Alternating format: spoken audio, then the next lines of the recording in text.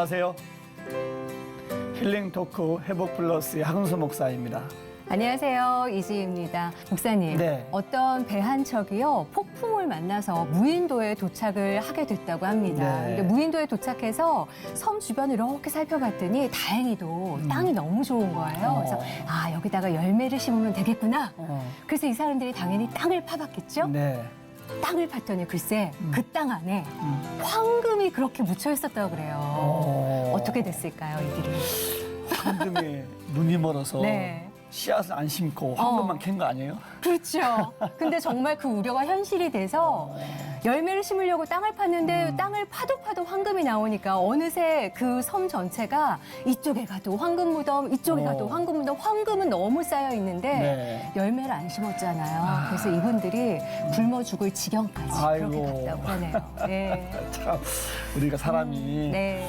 저렇게 참 무지할까 싶은데 정말 그럴 때가 많습니다. 그죠? 그렇죠. 정말 아닌 게 아니라 황금에 눈이 멀어서 우리도 생명의 양식인 예수님을 뒷전으로 한 채 황금만 쫓아가는 건 아닌지 좀 되돌아보게 되는 네. 그런 이야기였는데요. 오늘 이분과 함께 이야기를 나눠보면 정말 중요한 것이 무엇인지, 하나님을 쫓아가는 삶이 어떤 것인지 알 수 있지 않을까 싶습니다.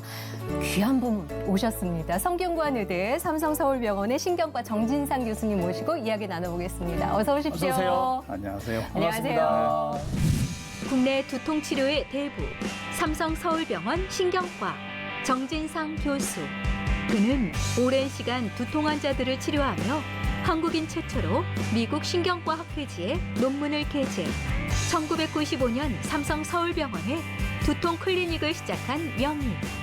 믿음이 없었던 그가 예수님의 전인적인 치유 능력에 사로잡힌 계기는 무엇일까? 최고의 의사이신 예수님의 도구로 사는 인생.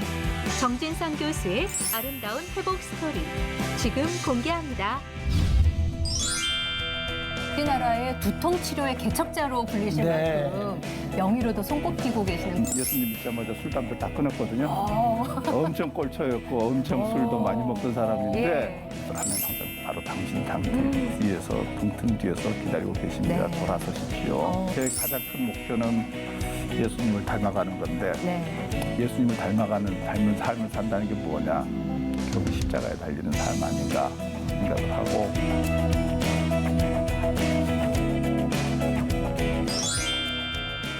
야, 인성이 너무 좋으세요. 그러게요. 예. 감사합니다.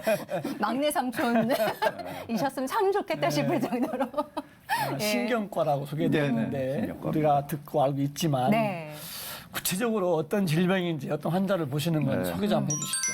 신경은 머리 끝에서부터 발끝까지 있잖아요. 네. 어디까지 찌르면은 그래서 머리 끝부터 발끝까지 그리고 우리 온몸 소액 뇌부터 시작해서 척수 뭐 그리고 이제 우리가 움직이는데 필요한 근육 네. 조정까지 하기 때문에 내장 기관 빼고는 뭐 다 본다고 생각할 수 있죠. 그래서 이제 뭐 흔히 보는 질환이 이제 대뇌 이렇게 해서 인지 기능을 담당하는 네. 부분이 망가지면은 치매가 오는 거고 또 이제 운동하는데 지장이 오면 대표적인 질환이 파킨슨병. 네. 또 이제 혈관이 막혀가지고 이제 갑자기 뇌가 망가지는 뇌졸중. 이거 이제 가장 무서운 질환들이고 또 이제 말초 신경 질환이라든지 또 뇌는 안 망가졌는데 계속 그 뇌가 발작을 한다든지 하면은 또 간질. 그리고 요새 지금 정간 뇌전증이라고 부르는 간질. 또 이제 제가 주로 보는 이제 두통 환자. 네. 정말 많죠. 그래서 신경과에서 다루는 영역이 굉장히 넓습니다. 그래서 광범위하네요. 네네. 그러게요. 네. 내장 기관 말고는 전체를 다 네, 보시는 네. 거네요. 예. 특히나 우리 정진상 교수님은 네. 우리나라의 두통 치료의 개척자로 불리실 네. 만큼 명의로도 손꼽히고 계시는 그런 분이시잖아요. 네. 보통 두통하면 큰 병은 아니야. 그냥 진통제 먹으면 돼. 이렇게 생각하시는 분들 의외로 많이 계시거든요. 의외로 많은 게 대부분이 네. 그렇죠. 그리고 실제로 많은 두통은 그렇습니다. 네. 많은 두통은 뭐 편두통, 우리 흔히 네. 만나는 편두통이 전 인구의 최소한 10%거든요. 그러니까 우리나라에 5,500만에서 550만 정도는 예. 되기 때문에 그래서 분들이 전부 아파서 병원에 오신다면 저희들이 감당이 안 되고요. 예. 90% 이상은 뭐 그냥 자가 치료 또는 뭐 간단한 두통약 먹고 네. 충분히 해결이 됩니다. 근데 이제 한 10% 정도는 이제 병원에서 진료 받아야 되고 네. 또 원인도 찾아야 되고 그런 경우가 있습니다. 그 중에 한 또 10%는 한 10%는 실제로 뇌의 어떤 기질적인 질환, 뭐 뇌 종양이나 네. 어떤 염증이나 뭐 이런 것들 때문에 생기는 경우도 있기 때문에 네. 이제 심각한 두통이다. 제가 경험해 본 적이 없는 두통이다. 그러면은 한 번쯤은 신경과 전문의 찾아서 진료 받아보시면 참 좋죠. 예. 그러면 이미 시작된 두통, 머리 아픈 것은 이렇게 의사 선생님이나 약의 도움을 받고 치료하겠지만 그렇죠. 그 전에 좀 예방 차원에서 어떻게 뇌 건강을 좀 관리하면 될까요? 뇌 건강에서 제일 좋은 것을 세 가지를 말씀드리자면 네. 하나는 운동이고요. 운동. 네. 그다음에는 학습. 학습이요? 학습은 뭐죠? 학습. 뭐든 공부, 배우면 배우는 되는 거예요. 러닝. 배우고 익히는 거. 뇌를 사용하라. 예. 예. 그다음 세 번째는 약인데요. 신약과 구약입니다. 진짜 중요한 게 세 번째는. 예. 그래서 제가 환자분들한테 예. 그 약을 꼭 드시라고 합니다. 조금 더 구체적으로. 예. 하나님 말씀은 일단 그 신앙생활의 유익이 건강의 유익이 네. 여러 가지가 있어요. 많은 의사 선생님들이 크리스천들만 얘기들 하시는 것 같은데 네. 주시는 말씀이 기뻐하라. 그다음에 하나님 평강, 네. 평화.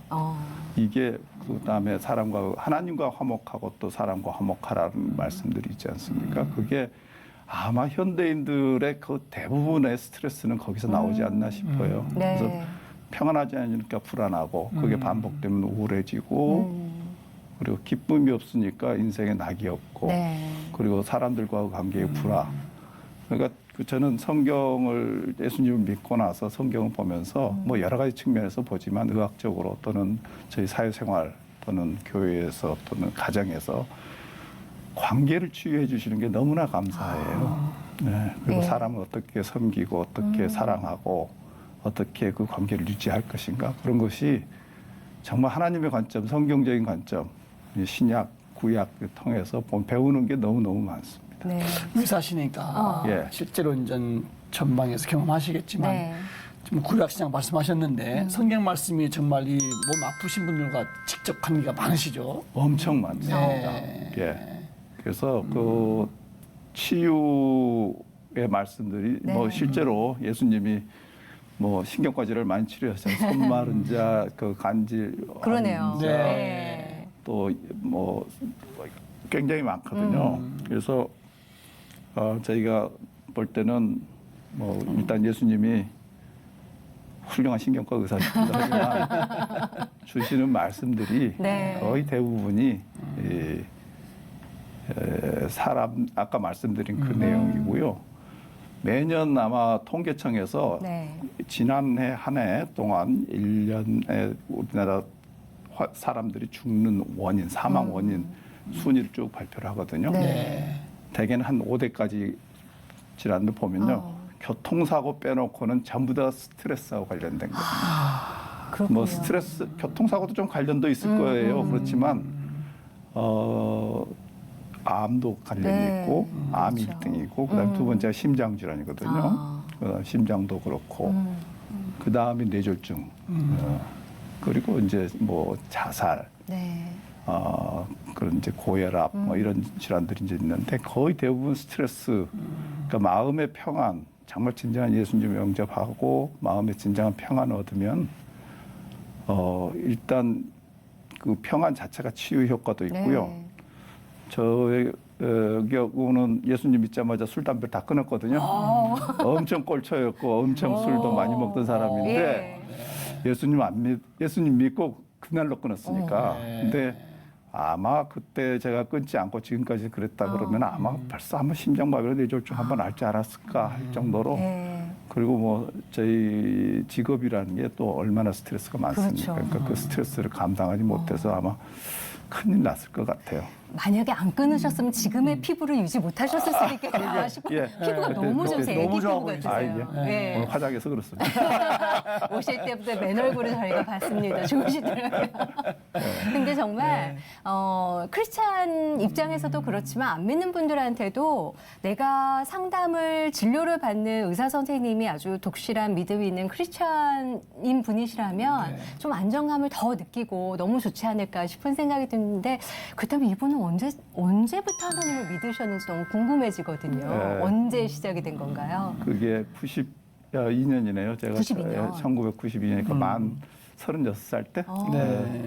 그때 미국으로 연수를 갔어요. 그때 네. 당시에 충남대학에 의과대학 교수로 있었는데 연수를 갔는데 저한테 전도하려고 했던 친구가 있습니다. 근데 네. 그 친구가 그렇게 열심히 전도를 하려고 그러는데 나는 절대 교회 안 간다. 그때까지만 해도 완전 세상적으로 네.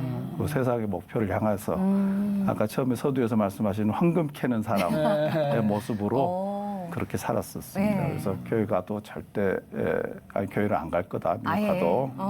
근데 이제 그때부터 하나님이 작업을 시작하신 것 같아요. 넌 도저히 한국에서는 네. 안 되겠다. 미국 가자. 그래서 미국에 연수 갔을 때 그 길을 인도해 주신 선배님이 계셨는데 네. 그분이 교회 집사님이셨어요. 하버드에서 그 펠로우를 하고 계시던 분인데 네. 지금 아산병원에서 근무하고 계신 김유호 교수님이신데 그래서 그분이 이제 우리 애들 저는 교회 안 가려고 그랬는데 여름에 도착을 했기 때문에 여름에 애들 보낼 데가 없어요. 저희 집사람도 이제 방문 교수를 하고 저도 병원에서 일해야 되고 그러기 때문에 근데 애들을 봐요. 근데 뭐 다른 좋은 프로그램들이 다 이미 꽉 찼고 네. 또 비싸고 그래서 안 되는데 교회에서 성경 공부 여름 성경학교 하니까 캠프 거기 있죠. 보내면 될 거다. 그래가지고는 소개로 이제 가게 됐죠. 야. 교회를. 그래서 처음으로는 아니지만 네. 교회에 아마 한 20년도 넘게 처음으로 이제 방문을 했죠. 아이들 때문에 가시게 된 근데 거예요? 거기서 처음에 뭘 적으라 그래서 그냥 네. 방문록에 서명한 줄 알았더니 그게 등록 카드였다고. 그래서 전혀 모르니까 그랬더니 나중에 구역에 배치가 되고요. 그래서 야 이게 웬일이냐. 제대로 이제 예. 그래서 이제 그래도 뭐 그렇게 열심히 믿지는 않았는데 네. 하나님이 이제 차츰 그 길을 여시더라고요. 그래서 마음을 낮추시고 네. 여러 또 고난을 통해서 거기서 뭐 저희의 고난은 뭐 되게 자존심 상하는 일이거든요. 그래서 이제 교만 꺾는 일을 네. 하셔가지고 내가 참 미침밖에 안 되나. 그런데 마침 또 교회에서 그 산상 수련회를 갔어요. 네. 근데 굉장히 먼 데였어요. 제가 보스턴을 갔는데 거기서 한 4시간쯤 떨어진 코네티컷주의 내슈빌에 있는 그것은 그 산속에 있는 네. 그 부흥에 할 수 있는 그런 시설에 갔는데 네. 집사람이 이제 저보다 먼저 교회를 다녔기 때문에 꼭 하고 싶다고 데려다 달라는 거예요. 데려다 달라고. 그래서 멀기 때문에 네. 근데 내가 운전해서 그럼 거기 가자. 그러고는 이제 한 3박 4일 네. 정도 아마 있었던 것 같은데 그 산속에서 뭐 하겠어요. 저는 틈틈이 나가서 담배 피고 밖에 나가서 담배 피고 들어오고 근데 많이 걸으셨겠네요. 차 운전하고 근데 이제 아침 새벽 네. 낮 저녁 부흥회를 이제 그래서 한 8번인가 9번인가를 집회를 하는데 네. 뭐 하겠어요. 그 숙소에서 혼자 멍청하게 있기도 그렇고 그냥 온 김에 그냥 네. 듣자 그러다 보니까 다 들었어요. 그랬더니 같이 있던 교회 집사님들이 참 네. 착하대요. 저보고 되게 그쵸. 그거 오면은 잘하고 뺀질거리는데 또 뭐 어떻게 해요. 뭐 거기 가서 뭐 할 수도 다른 없고. 게 없으니까. 그리고 이제 또 하나 이제 그 정말 그 말씀 참 좋은 말씀들 많이 들으면서 진지하게 제 인생 처음으로 네. 그런 말씀을 그렇게 들으면서 정말 하나님 살아 계시나? 그것도 하나는 이제 같이 크리스천들하고 그렇게 집단 생활을 처음 해본 거예요. 네. 제 인생에서. 그냥 교회에서 왔다 갔다 할 때 그냥 볼 때는 그냥 친절하고 뭐 미국은 여유 있는 사회니까 거기서 얼마든지 보통 경쟁적으로 사는 네. 한국 사람들보다는 좀 더 여유 있고 친절하고 그렇겠지 그러는데 같이 살아보면 다 드러나잖아요. 네. 근데 뭔가 좀 이분들은 좀 뭔가 그 친절의 수준이 다른 거예요. 섬김의 수준이 다르고. 예. 그래서 정말 하나님 살아 계신가 하고는 뭐 그런 의문을 가지고 이제 거기서 지냈는데 마지막 날 목사님께서 네. 하나님을 영접하고 예수님 영접하고 이제 신앙생활 제대로 하겠다는 분들은 다 그 집회 장소 바닥에 무릎을 꿇으려고 그러더라고요. 네. 근데 저는 다가 안 앉아 의자에 앉아 의자에 계셨어요? 앉아 있었죠. 그랬더니 저 말고 한 분이 더 있더라고요. 살짝 떠보니까. 근데 눈 감고 가만히 있는데 목사님 딱 오셔서 머리 그냥 치시면서 그냥 막 안수 기도를 하시는 거예요. 얼마나 네. 불쌍해 보였겠습니까? 제가 봤어도 그랬을 텐데. 영순위로 지금은. 먼저 오신 거죠.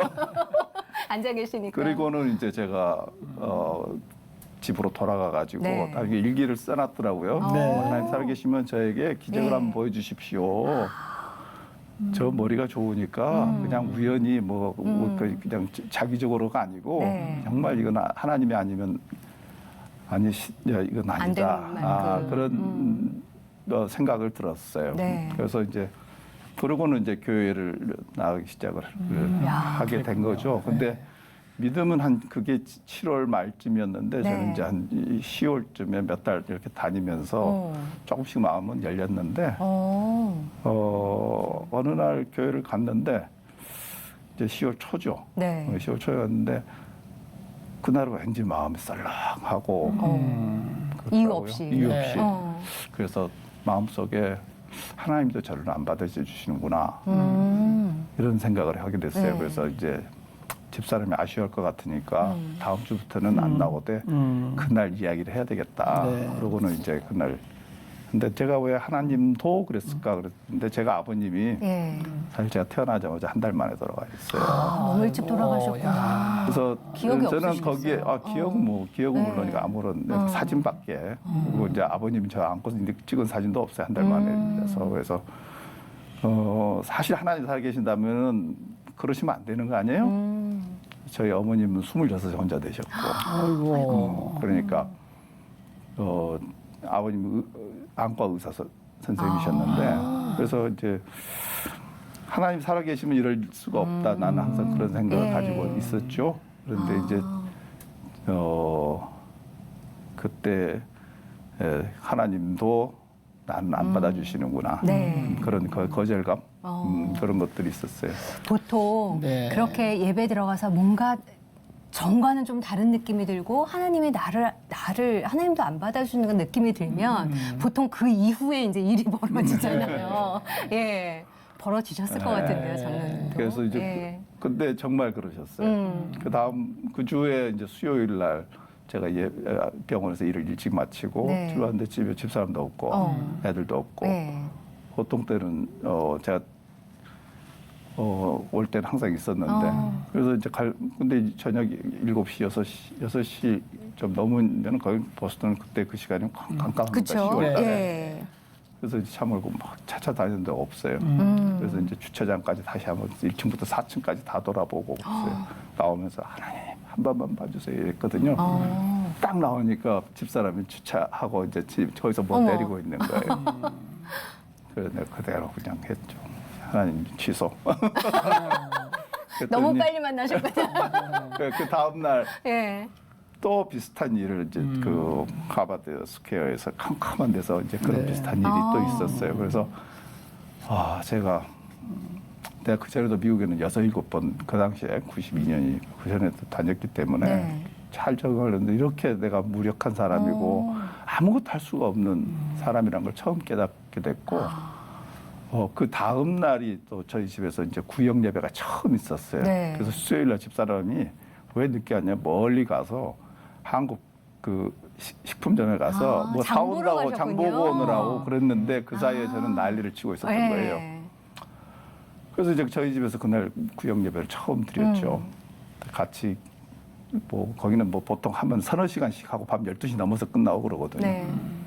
끝날 때쯤 마음에 뭔가 기쁨이 있어요. 그리고 손 잡고 뭐 기도하자 그러는데 기도는 한 번도 안 해봐서 네. 모르는데 뭔가 기도가 나올 것 같고 끝나고 이제 그분들 다 가시고 집사람한테 그랬어요. 제가 야 뭔가 사람들 이렇게 초대해서 집에서 이렇게 모임하고 그러니까 나는 그게 좋아서 교제하니까 좋다, 네. 좋구나 이렇게 생각을 했는데 그날은 아마 저희 집에서 성령께서 역사를 하시는 거 아니었나 싶어요.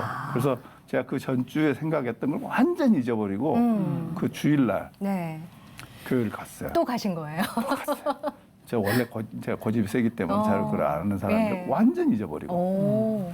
그리고 그날 예배를 드리는데 시작할 때부터 마음이 차분해지고 찬양하는데 네. 그때 찬양이 들을 때 찬양이 뭐였냐면 그 당시 318장 예수가 우리를 부르는 소리. 근데 그 찬양하는데 막 눈물이 쏟아지는 거예요. 그러면서 그날 설교 말씀이 이제 당신들이 아무리 하나님께서부터 멀리 떨어져 있다들 하나님 항상 바로 당신 뒤에서 등 뒤에서 기다리고 계십니다. 네. 돌아서십시오. 아 돌아서야 되겠다. 딱 그러는데 정말 하나님 살아계신 게 믿어지고 그러면서 이제 막 기쁨이 솟아나는데 또 그 다음 마지막 이제 설교 후에 부른 찬송이 기뻐하며 그래서 완전 제가 맞춤이었네요. 저한테 저한테 전도하려고 했던 친구한테 그 바로 편지를 썼는데 그 두 곡의 찬송이 나의 구원을 위해서 오래전부터 하나님께서 예비하신 찬송이라고 했고 그때 이제 깨달은 죄가 뭐였냐면 저는 어머님도 그렇고 제 결혼해서 이제 애들도 있고 아내도 그렇고 또 환자들도 있고 제자들도 있고 그런데 단 한 사람도 100% 순도의 사랑을 한 사람이 없더라고요. 뒤돌아보니까. 네. 그렇게 내가 이기적으로 보이고 물론 세상 살면서도 다 그렇게 상대적으로 그렇게 생각을 했지만 그때 얼마나 펑펑 울고 그랬는지 몰라요. 내 집사람은 이제 뭐 이 사람이 갑자기 예배 드릴 때 왜 이러나. 놀라셨겠어요. 그때쯤 이제 한 석 달쯤 교회 다니니까 저희 집사람이 제가 이제 옛날 술 먹고 이제 가라오케 막 이제 다니면서 이제 며칠 전인가 이제 집사람이 저한테 그랬어요. 여보 이제 당신 찬송할 때 가라오케 때가 좀 빠졌어 그랬거든요. 그랬는데 이제 가서 그 예배 끝나고 친교실이 지하에 있었는데 내려가니까 또 우리 구역 식구들 보는데 진짜 친형제 자매 이상으로 가까운 그러니까 제가 좀 싫어하는 게 이제 그 형제님 자매님 처음엔 너무 낯설죠. 그렇죠. 네. 근데 뭐 제가 그러고 허깅하게 되고 내가 먼저 가서 변화하기 시작하셨네요. 근데 그 사람도 깜짝 놀랐죠. 네. 그러니까 구역 예배할 때 졸다가 뭐 먹을 때만 이제 눈 뜨고 그랬던 사람인데 그래서 이제 가는 길에 보니까 이제 집에 돌아가는 때 운전하면서 아빠 이제 예수님 믿고 산다. 그래서 이제 오늘부터 담배 끊고 술 끊겠다 그랬더니 우리 큰애가 또요 그러더라고요. 하도 몇 번 하다가 실패했어요. 근데 그날은 왠지 끊을 수 있을 것 같아요. 근데 그 완전 꼴초였거든요. 어느 하루에 정도 두세 값이. 두세 값이요? 예. 근데 그날로 바로 끊었어요. 어머. 그 뒤로 한 번도 담배를 핀 적이 없습니다. 지금까지. 예. 냄새도 싫어하고. 냄새가 싫어지신 거예요? 그뿐만 아니고 내 환자들한테 담배 제가 많이 뺏어요. 현장에서 다 뺐습니다. 두통으로 찾아보신 분들한테. 뇌졸중 뇌졸중. 환자들, 특히 정말. 특통 환자들한테도 예. 하나님 하신 거네요, 술도 진짜. 예. 아무 금단 증상 없이 어머. 끊었어요. 은혜네, 은혜. 예. 예. 그러면서 며칠 동안을 계속 울면서 회개하고 뭐 성경도 아무것도 모르는데 뭐 우리 집사람 붙잡고 내가 설교했습니다. 네. 네. 아니 어쨌든 이 사람은 미국에 가야 되니까 네. 하나님 인도하셔서 그러게요. 교회에서 이제 만나게 하신 건데 네. 그러면 그 예수 믿고 지금 장로님이 지금 되신 거잖아요. 예. 네. 예수 믿기 전에 의사로서 어떤 분이셨어요? 전 뭐 이제 아버님 없이 호르모님 제 고향은 이제 전라도 광주입니다. 그러니까 이제 전라도 촌놈이 서울 혼자 와서 가방 하나 들고 올라왔거든요. 네. 그래서 혈혈 단신으로 올라와서 이왕 온 김에 출세해야지. 그리고 이제 의사가 출세하는 방법은 뭐 개업에서 돈을 많이 벌 수도 있는데 저는 뭐 어려서부터 워낙 없이 살아서 돈에 대한 근데 미련이 별로 없었어요. 아예 없이도 살 수 있다 그 생각을 했는데 그래서 명예는 중요하고 또 집안에 또 그런 분들이 좀 있어서 네. 그래서 연구 많이 해서 훌륭한 업적 내고 명성 얻고 그게 바로 나의 출세고 네. 또 나의 생존 방식이다 생각을 하고 살았죠. 오프닝 때 근데- 좀 무슨 황금만 따라 가신 거나. 아, 예. 그랬죠. 그래서 그런데 이제 30대 초에 미국 가기 1, 2년 전부터 거의 이제 연구 업적들이 나오면서 네. 세계적인 학술제 뭐 처음으로 논문도 싣고 그랬는데 문제는 그것과 동시에 찾아온 게 허무. 네. 내가 이렇게 사는 가정도 포기하고 거의 새벽 2, 3시에 들어가고 그렇지 않은 날은 술 연구한다고 그러고 그렇지 않은 예. 날은 술 먹고 새벽 1, 2시에 들어가고 이렇게 사는 인생이 무슨 의미가 있지? 너무 이게 일찍 계속 이렇게 개미 네. 아니 다람쥐 쳇바퀴 돌듯이 이렇게 별 의미가 없고 과연 이것 때문에 내가 이때 땅에 뭐 하나님 모르니까 하나님 보내셨나가 아니고 이 땅에 태어났나? 이러면 빨리 늙어서 빨리 죽지 이런 생각만 자꾸 드는 거예요. 그러니까 이루면 이룰수록 그런 허무한 감상이 많이 들더라고요. 그러실 수 근데 있겠네요. 그때 하나님이 제가 할 수 있는 세상에 살 수 있는 마지막 길은 딱 막으셨어요.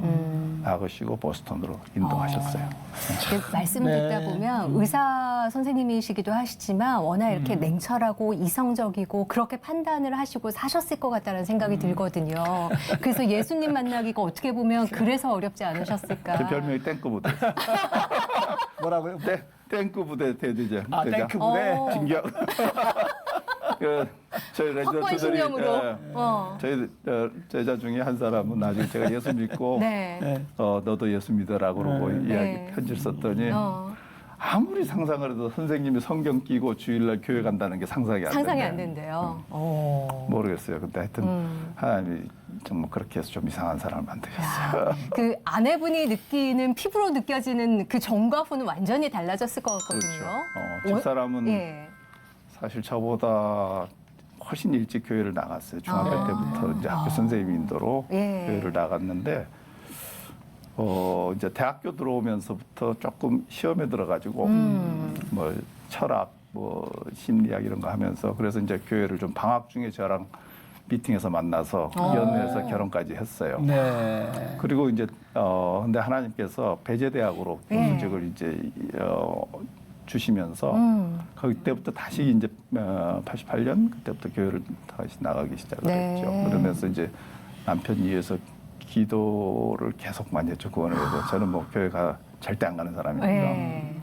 근데 이제 하나님께서 응답했는데 자기가 생각보다 훨씬 많이 확 돌아버렸거든요. 갑자기. 그러니까 이제 집사람 놀래죠, 그걸 그러면. 놓고 네. 저도 성령 받게 해주세요. 네. 그리고 하나님 제 성령 받은 증거를 주십시오. 그리고 그 많은 증거를 놓고 기도하고 그러면서 네. 결국은 다 응답 받았어요. 그해 겨울까지 와. 몇 달 안에 다 받았어요. 이야. 그러니까 몇 달 만에 뭐 쌓인 저 변하고 집사람 변하고 가정이 다 변하고. 네. 우리 교수님은 내가 보니까 미국 가기 전과 후가 네. BC와 AD가 딱 가는 거예요. 예. 저는 그거 확실합니다. 진짜. 미국에서 완전히 바뀌셨는데 네. 이제 바뀌신 다음에 한국에 들어오셔서 병원에서 변화된 걸 보시고 다 막 놀랬다고 그러세요. 예. 어떠셨어요? 제일 놀란 게 우리 제일 가장 가까이서 보는 우리 간호사들, 간호사분들. 특히 병동 간호사들은 제가 회진을 돌면서 네. 옛날에 그랬대 나 기억도 없는데 지어낸 것 같긴 한데 목사님들 쫓아내고 신방 오신 분들 쫓아내고 뭐 찬양하고 찬송하고 그러면은 쫓아냈대요. 이러시면 안 됩니다. 예. 근데 이제 제가 그때는 주로 뇌졸중 환자들 많이 보던 때라서 네. 뇌졸중 환자들 이제 뭐 언어 장애가 있거나 네. 기억 장애가 있거나 그러기 때문에 제가 회진을 돌면서 네. 저기 주기도면 외워보세요. 어머. 사도신경 외워보세요. 놀라셨겠다. 회진 도시면서 네. 칭찬하는 거예요, 그게. 오. 그리고 성경 저기 보여주고 주기도면 읽어보세요. 성경 네. 말씀 읽어보세요. 특히 교회 다니셨던 분들은 네. 특히 그렇게 했고, 그리고 이제 제가 기도해드릴게요. 그러면서 기도해드릴게요까지. 하고. 와. 그러니까 이제 간호사들이 옆에서 보기에는 완전히 이제 사람의 맛이 이상해진 거예요. 보스턴에서 무슨 일이 크리스찬 있었던 거예요? 간호사들이 보기에는 네. 정말 하나님 살아계시다. 그렇죠. 네. 딱 그 맞아요. 감정이었고요. 안 믿는 분들은 정말 선생님이 이상해지셔서 오셨구나. 아니 그 동료 교수나 그 의사분들은 네. 뭐라고 저보고 말씀하세요? 이제 저기 컬처럴 쇼. 미국 가서 예. 쇼크를 많이 받고 왔다. 문화적 쇼크를 받고 왔다. 그렇게 술 잘 먹고 그러던 친구가 뭐 환영식 한다고 뭐 이렇게 했는데 뭐 술잔 다 엎어놓고. 오, 진짜로. 그러니까 예, 오. 전 술 절대 안 먹습니다. 그러고 어머. 그러니까 놀라셨겠다. 한 분은 그런 말씀하시더라고요. 예. 저기 하나님이 살아계시면 너는 정말 축복받은 건데 또 하나님 안 살아계시면 너 또라이 된 거다. 예, 맞습니다. 뭐 근데 하나님 살아계십니다. 완전 바뀌셨네요. 진짜. 예. 예수님 영접하고 나서 제일 달라진 게 네. 제가 누군지를 처음 알았고요.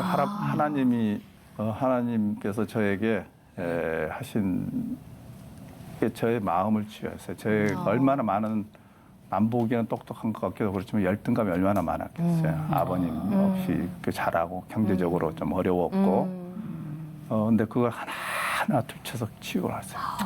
그러니까 저를 아니까 저의 마음을 알게 됐고 다른 사람들의 마음을 알겠더라고요.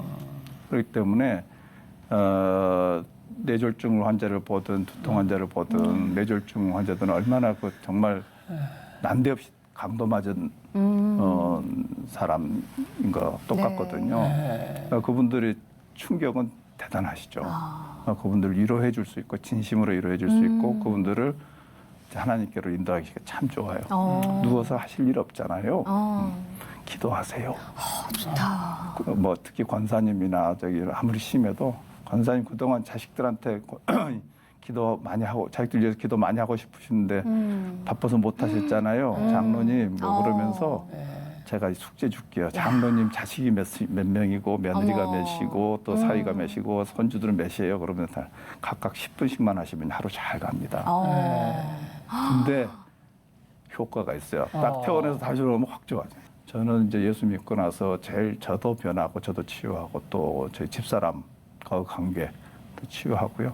제가 사실은 이제 예수 믿고 몇 주 정도 지나가지고 하루는 하나님이 그냥 굉장히 무슨 감동을 주시더라고요. 그러면서 집사람한테 제가 무릎 꿇고 그동안 결혼한 지 12년째 돼가던 해인데 네. 너무 얼마나 힘들었겠어요. 호르몬이 왜 애아들의 그 며느리 한다는 게. 근데 저는 이제 그걸 이해 못 해주고 네. 그러니까 갈등도 많고 그랬는데 내가 무릎 꿇고 정말 사과를 하고 하는데 집사람은 네. 얼마나 미안했겠어요. 그래서 같이 붙잡고 울고 그러면서 치유하시고 또 우리 아들 둘이 있는데 둘은 우리 아빠 같은 사람이 변하는 거 저렇게 변하는 거 보면은 하나님 살아계신다고 군소리 없이 교회 따라다니고요. 저는 집사람이 교회 가자 그러면 아빠 안 가는데 왜 가? 그때 그랬었는데 아드님들이 몇 살이었었어요? 초등학교 5학년, 3학년 때. 오. 그런 경험 때문에 교회에서 뭐 가정사역도 하시는 거예요? 뭐 예, 가정사역 그래서 제일 먼저 시작한 게 가정사역이었고요. 네. 98년에 지금 성기령 지구촌 교회로 네. 옮기면서 98년부터 이제 지구촌 교회가 가정사역이 시작을 했는데 네. 그때 마침 거기에 조인을 할 수 있어서 지금 맡고 계신 조병민 목사님하고 또 한준수 지금 목사님 되셨어요. 한 네. 분은 그때 집사님이셨는데 셋이 가서 또 온누리 교회에 가서 네. 좀 배우고 또 공부도 하고 네. 또 다른 프로그램에서 하는 것들도 참여도 하면서 제 스스로 이제 저희 가정도 치유도 받고 또 사역도 동시에 하면서 네. 지금도 계속 가정사역 팀에서 중년 이후의 삶에 대해서 제가 늘 강의를 합니다. 예, 그래서 어떻게 창조적으로 또 그리고 아름다운 마무리를 인생을 마무리하면서 결국 하나님 만나러 갈 것인가 네. 거기에 대한 강의도 하고 그렇습니다. 그 강의 좀 그게- 짧게만 네, 포인트만. 키포인트? 포인트만. 포인트. 우리가 신체나 정신은 네. 결국은 죽잖아요. 우리가 영혼육으로 네. 그러면서 육체는 이제 50대면 다 오버 더 힐 언덕 넘어서 내리막길이죠. 정신적인 것은 아마 우리가 보통 지정의라 그러잖아요. 네. 그건 한 60대까지는 유지되는 것 같아요. 60대, 70까지는 그때 가장 좋다고 그러니까. 네. 근데 그 이후에는 아무리 버텨도 다 치매의 길로 들어섭니다. 근데 우리 영적인 것은 하나님께서 우리한테 생기를 부어 넣으셔서 생명을 만드셨잖아요. 네. 근데 그 생명은 계속 우리가 이제 신앙생활을 어떻게 하느냐에 따라서 하나님을 어떻게 믿느냐에 따라서 계속 그 천국을 향해서 올라가는 거죠. 근데 거기에 대한 소망이 있으면 저는 치매에 걸리더라도 또는 우리 육체가 많이 망가지다 하더라도 그 중년 이후에 훨씬 잘 살 수 있다고 생각을 하고 네. 중년쯤에 가서 하나님과 나의 관계를 한번 잘 생각해보고 정리를 해보자. 정리를 해보자. 그러기 위해서는 우리가 이렇게 살아야 되고 네. 조금은 이제 구분된 삶을 살아야 된다. 이때부터는 세상에 그동안 묻혀 살았지만 네. 가정도 그렇고 그러면 이제 뭐 빈둥지 증후군 들으셨겠지만 이제 다시 부부가 돌아오거든요. 저도 집사람하고 벌써 이제 둘이서만 산 지 꽤 됐습니다. 네. 그러면서 이제 거기서 오히려 갈등도 많이 생기고 그러는데 그런 과정을 좀 제가 이야기하고 그러니까 하나님과의 관계를 다시 정립하고 그 안에서 노후의 생활을 네. 좀 설계를 하자 이런 말씀을 드립니다. 말씀만 들어도 제가 편안해지네요. 네. 야, 이제 네. 예수님 그렇게 믿고 정말 영접한 다음에 확 바뀌신 의사로서 진료하는 방법 달라지고 그렇죠. 그 진료하시면서 그게 이제 복음의 현장이네요. 선교지고. 그러게요. 저는 네, 그렇게 많이 생각합니다. 전도하시는데. 하나님이 선교지로 안 보내시고 병원에서 선교하라고 교회에서 그러셨어요. 아픈 분들 위해. 그렇게 해서 예. 저는 진료하시면서 복음을 전했는데 많은 환자들이 영접하셨겠지만 혹시 뭐 기억나는 분들도 계십니까? 꽤 많이 계실 것 같아요. 꽤 많아서 다 기억을 못 하는데 네. 한두 분 정도라도 좀. 얼마 전에 한 분한테 제가 엽서를 받았어요. 어머. 그러니까 카드를. 예. 그러니까 재작년 추수감사절쯤에서 받은 것 네. 같은데 그분이 95년에 남편이 뇌졸중으로 쓰러지셔가지고 반신불수가 아이고. 되셨어요. 뭐 제약에서 사장님을 하셨던 분인데 그러니까 얼마나 힘드시겠어요. 50대 갑자기. 그러셨거든요. 네. 그러니까 이제 사모님은 더 힘들고 옆에서 간병하고 그래서 너무 힘들어하시는 것 같은데 마침 주소가 수지더라고요. 그래서 우리 교회로 인도를 했죠. 그러니까 네. 먼저 이제 사모님 남편은 같이 가기 힘드시니까 그래서 이제 가시라고 그랬더니 네. 정말 가셨더라고요.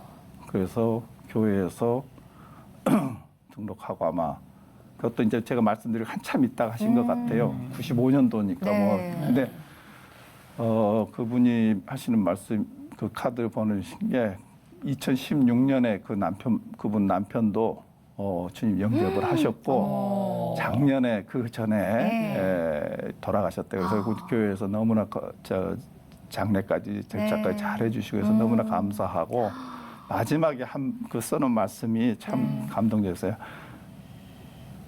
선생님 지금 제가 주님을 안 만났으면 어떻게 됐을까요? 그 말씀이 정말 제 가슴을 그러더라고요. 그래서 그런 분도 계셨고 또 재밌는 분들이 많아요. 네. 생각나시는 분들 얘기해 주세요. 어떤 한 70대쯤 되신 분인데 뇌졸중으로 입원을 하셨어요. 그래서 조금 마비가 오셨는데 네. 그래서 선생님 저 이제 앞으로 어떻게 해야 돼요? 제 약 잘 드시고요. 그보다도 교회 안 다니시면 교회 좀 다니세요. 그랬더니 왜요? 그러더라고요. 그래서 이건 뭐 제 처방이고요. 처방 중에 하나고 그냥 교회 다니시면 일단 좋습니다. 네. 그러고 이제 퇴원하셨어요. 네. 그랬더니 한 달 후에 이제 댁에 제 진료를 받으러 오셨는데 네. 할렐루야 하고 할렐루야 하고 오셨는데 그 밑에 어머. 자손까지 해서 한 11사람인가 12사람인가를 다 그 파워가 있으셨던 예. 거예요. 어머. 그래가지고 다 교회 다니시고 이야. 그게 한 10여 년 됐는데 특별한 지금도 처방전이네. 진료 받으러 다니시거든요. 네. 지금도 오시면 항상 할렐루야 선생님 지금도 열심히 교회 나가고 있습니다. 너무 감사합니다. 네. 그래. 저 환자분들한테 이제 뭐 전도한다고 뭐 진료실에서 전도한다고 그럴 수는 없고 또 뭐 그런 마음이 항상 있지만 네. 정말 안타까운 분들이 있어요. 아까 그런 뭐 가정 문제라든지 뭐 스트레스나 뭐 직장 문제, 네. 직장에서 그 대인 관계 문제라든지 그럴 때는 교회 나가시라고 그래요. 자신 있게. 그러면 선생님 뭐 우리 집 불교도 무슨 소리예요? 이건 제가 전도하는 게 아니고 처방이에요. 교회 가서 좋은 말씀 듣고 특히 이야. 부부관계는 네. 같은 말씀 듣고 같은 그 생각을 하게 되는 게 네. 같아지는 게 중요하다. 그거 놓고 서로 대화도 하고 네. 그러면은 관계 좋아지고 해소된다. 응? 남편이 같이 안 간다면 당신이라도 먼저 가서 당신이 변하면 남편 변한다. 그렇게 네. 그렇게 사역을 하죠. 그 이왕 나오셨으니까 네, 네, 네. 또 크리스천으로서 의사 선생님으로서 정말 행복하고 건강한 삶을 위해서라면 어떻게 살아야 되나 조언을 좀 부탁드려도 될까요? 예. 뭐 욕심내지 말고요. 네. 욕심내지 않고 저는 뭐 전에는 예수 믿기 전에는 어떤 목표가 있으면은 그 목표를 향해서 달려가되 최선을 다려서 오바로 가자. 그래서 목표가 100%는 120%, 150% 네. 목표로 했는데 그러고 달려갔는데 지금은 80% 정도까지만 최선을 다하자. 나머지 20%는 하나님께 맡기자. 내가 결과 책임 안 지고 하나님 마지막에 책임은 결과는 하나님께 맡긴다. 내가 뜻한 결과가 아니더라도. 근데 많은 분들이 그것 때문에 병이 생겨요. 현대인들의 병이. 그리고 지금 코로나 때문에 많이 저기 했지만 물론 우리나라는 참 그 과정에서 참 잘 겪고 넘어가고 있는데 그리고 근데 많은 분들이 거기에서 생기는 것들이 참 많아요. 그래서 저는 예수님 믿고 나서 어느 순간부터는 내가 내 뜻대로 하려고 했던 그것보다는 사실은 그건 거의 다 안 들어주셨어요, 하나님이. 다 막으시고 네. 물론 이제 그 과정에서 쪽 속에 성과도 좀 있긴 했는데 그런 소리를 얘기를 하면은 그러면 좀 아쉽지 않냐? 네. 근데 당신은 뭔데? 예? 당신 인생은 뭐 하나님한테 조정받는 거냐? 근데 사실은 집사람하고 최근에 들어서 그런 얘기를 자주 하는데 정말 제가 제 뜻대로 했던 것보다 하나님께서 제 인생을 인도해 주신 것들 하나하나 보면은 네. 제가 했던 것에 한 100배, 1000배 이상 감사한 결과를 주셨어요. 그러니까 제가 배운 게 인생 답에는 보통 우리 사회생활 할 때 시험 문제는 답이 yes, no 딱 두 그렇죠. 가지밖에 없잖아요. 근데 하나님 믿으면서 wait, 기다릴 줄 알게 된 거죠. 네. 인내도 생기고 하나님 응답하실 때까지 기다리고 그러면 가장 선한 답을 주시고 제 인생에도 좀 여지를 남겨놔야지 하나님께서 역사하실 네. 저기가 있다. 맞아요.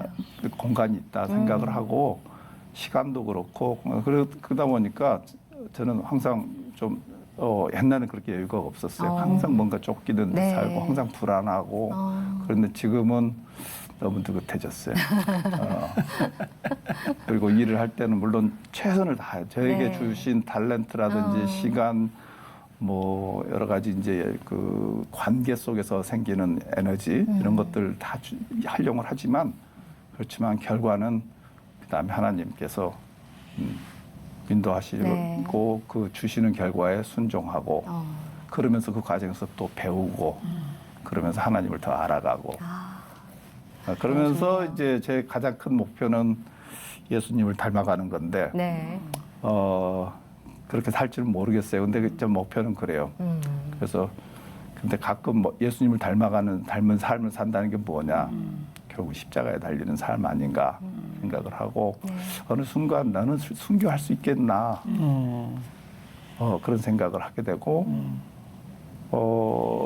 최근에 뭐 여러 가지 그 교회에서 일을 하면서 나는 순교할 수 있는 마음은 가지고 있는 것 같다. 근데 순교란 게 뭐 물론 실제로 이제 육신적인 죽음도 얘기할 수 있지만 내가 삶 속에서 인생 속에서 사회생활 속에서 크리스천이기 때문에 박해받고 그래야 되는 것들을 내가 충분히 감당할 수 있겠다. 그리고 교회를 지키고 또 하나님의 말씀을 지키고 살기 위해서 그러겠다는 생각을 하게 됐어요. 물론 그런 상황에서 제가 어떻게 할 줄 모르지만 아마 그럴 수 있을 것 같아서. 네. 근데 더욱더 예수님 닮아가는 그런 삶이 예, 그런 게 아닌가 그런 생각을 하고 삽니다. 아, 오늘 너무 좋은데요. 오늘 방송 예. 보시는 분들이 아마 넉넉한 마음으로 그렇죠. 편안하게 예. 정말 힐링이 되고 또 여유가 좀 생기지 않았을까 네. 싶습니다. 장로님으로서 이제 섬기시는 그 의사 사역이 참 기대가 되고 네. 아이고, 얼마나 많은 또 복음을 전하시고 많은 그러게요. 환자를 또 고치실까. 예. 시간이 다 돼서 마지막 질문. 장로님의 그 기도 제목이나 계획은 어떤 것이 있으십니까? 전 예수님 믿고 나서 계획이 없어져 버렸어요. 야. 예. 문제는 하나님 인도하신다. 네. 사실 제가 2022년 2월이면 이제 정년 퇴직을 해야 되는데 네. 그거 가지고 사실 많은 생각을 하죠. 뭐 의사니까 개업을 할 것인가, 다른 병원을 취직할 것인가, 네. 아니면 무슨 다른 그냥 쉴 것인가. 뭐 근데 참 고민도 많이 하고 뭐 그렇게 했는데 계획을 안 세우기로 했습니다. 아, 하나님께서 이끌어주신 대로. 인도해 주신다 생각하고 예. 그렇게 하시리를 하나님을 믿습니다. 그래서 하나님께서 제 인생을 책임지신다고 하셨는데 뭐 은퇴 이후라고 책임 안 져주실 것이며 또 제 마음이 이 하나님으로부터 떠나지 않고 항상 네. 하나님 바라보며 하나님께서 주신 삶을 살려고 노력하고 그런 태도, 마음가짐을 갖고 있기 때문에 그렇게 인도해 주시고 또 거기에 우리 아내와 또 우리 가족들이 다 지지를 해 줍니다. 네. 그래서 제가 그런 삶을 살 수 있도록 뭐 기도해 주시면은 제일 좋겠고요. 구체적인 계획은 뭐 하나님 인도하시는 대로 네. 그냥 순종하며 따라가는 것. 아, 정말 네. 너무 네. 귀한 시간 내주시고 귀한 삶의 이야기 전해주셔서 아이, 저희는 너무 도움 됐으면 좋았습니다. 모르겠네요. 예, 예. 함께해 주셔서 네, 감사합니다. 감사합니다. 고맙습니다. 불러주셔서 감사합니다. 네. 아유 참 너무 좋은 시간이었습니다. 네, 개인적으로. 저희가 회복이 된 것 같아요. 그러게요. 네. 성경 말씀에 네. 한 알의 밀알이 떨어져서 썩으면 열매를 이렇게 맺힌다고 했잖아요. 그렇죠. 정말 의사 한 분의 변화가 이렇게 네. 수많은 환자들의 육체는 물론이거니와 영적인 치유까지 그렇죠. 큰 영향을 미치는 아주 감동적인 이야기 한 나눴습니다. 네, 그리고 모든 것은 하나님께 맡기지만 내가 지금 이 자리에서 내가 해야 될 일을 뒤돌아보고 챙기고 최선을 다하는 삶이 얼마나 하나님 바라보시기에 예쁘고 귀한 삶일까라는 생각도 더불어 해봤습니다. 오늘도 하나님 손 꽉 붙잡으시고 평안한 삶 하나님과 함께 누리셨으면 좋겠습니다. 함께해 주셔서 감사합니다. 감사합니다.